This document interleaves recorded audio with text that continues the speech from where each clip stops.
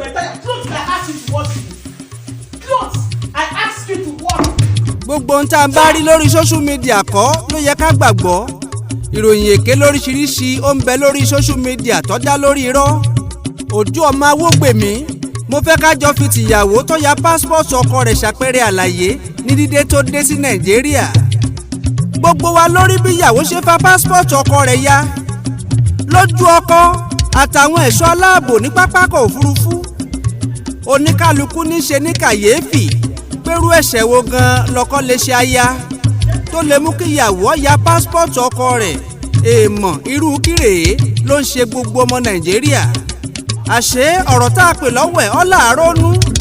Ohun tí ń bẹ lẹ́yìn ẹ̀fà ó jèjé lọ. Mo tọpinpin ìṣẹ̀lẹ̀ yìí, ohun tó lè ṣokùnfà mú kí ìyàwó bínú tó fi irú ìwà bẹ́ẹ̀. Ìyàwó tó ya passport ọkọ àṣerékeré ní í ṣe. Skit makers lòun àtọkọ rẹ̀ lórí ìtàkùn kò tètè yé kó wá. Content creation ni wọ́n ṣe kí wọ́n balẹ̀ ní views and followers lórí social media lọ́jẹ́ kí ìyàwó ọmọ ṣe bí ẹni tí ya wèrè tó ṣe ni ní kàyéfì. Lára àwọn skíìtì erékeré tí wọ́n ṣe àtọkọ àtaya, ìyàwó ti tí omi ọṣẹ lórí ọkọ rẹ̀ tó fẹ́ gbọ́kọ rẹ̀ lójú bí wọ́n ti ń ṣe lórí social media náà nu lọ́jọ́ pípẹ́ tí wọ́n ń tanra wọn. Àwọn èèyàn sì ń gbà wọ́n gbọ́ lórí social media òun kálukú káṣàkáṣà. Ọ̀pọ̀ ló ń dájọ́ nítorí wọn ò mọ̀ dí ọ̀rọ̀ tí wọ́n pé bí ò bá nídìí obìnrin kì í jẹ́ kúmólú. Wọ́n ní ó ń láti jẹ́ pé ọkọ ti kọjá àyè rẹ̀ ni lọ́jẹ́ káyà ó bínú sọ́kọ. Àwọn kan ń gbọ́kọ ṣépè, ọ̀pọ̀ ń gbèsè ìyàwó pohun tó ṣe ọyẹ bẹ́ẹ̀ ọ̀tọ̀nà. Ẹ wò ó ẹ̀yin aráàlú wa lórí social media, ẹ jẹ́ ká mọ̀ mọ̀dí ọ̀rọ̀ bàbá ń dáṣẹ́jọ́ lórí social media. Ẹ jẹ́ ká mọ̀ mọ̀dí òkodoro ká tó ṣohunkóhun. Àkóbá tí ń bẹ nínú ọ̀rọ̀ àìmọ̀dí a mọ̀ gbéni jù sọ́fìn.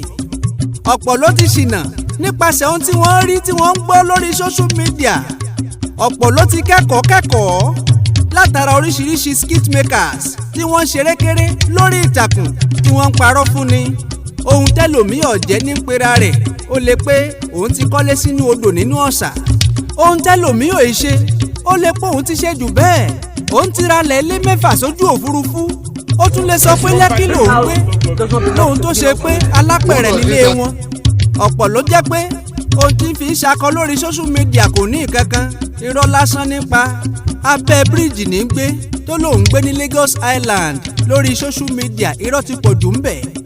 Ilé onílé ní Banana Island lọ̀pọ̀ ti lọ ya fọ́tò tó sì ọ́pulóòdù rẹ̀ fáráyé rí. A ní ilé òní ilé 200 million naira ló ń tira létí odò létí ọ̀sà. Ọ̀pọ̀ ọkọ ní gbáya létí, ọ̀pọ̀ ìyàwó ní gbájú ọkọ.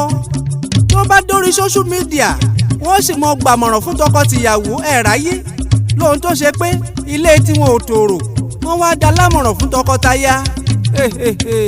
Orí social media yìí oríṣiríṣi ló wà ń bẹ̀. Ẹ jẹ́ ká ṣọ́ra àwọn ohun wọ̀nyí tí gbogbo yín rí lórí social media, gbogbo rẹ̀ kọ́ lòtítọ́. Àtàsíwín àtèèyàn gidi lájọ́ ń gbé láàrin ìgboro. Ìṣekúṣe ìwàkuwà lórí ìtàkùn lọ́pọ̀ ohun tí ń wáyé lórí social media. Ẹ jẹ́ ká lọ be careful. Ẹ lọ subscribe sórí Kábíyèsí TV lórí YouTube, lórí Facebook.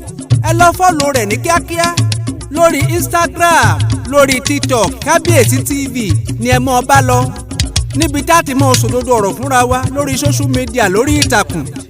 Ẹ wo Ojú Awógbèmí òkìkí ọlá, mo sọ yìí mo dúró ná, mo tún padà bọ̀ lọ́nà ìyanu. Màrí ò lẹ́rí eégún bọ̀ lọ́nà.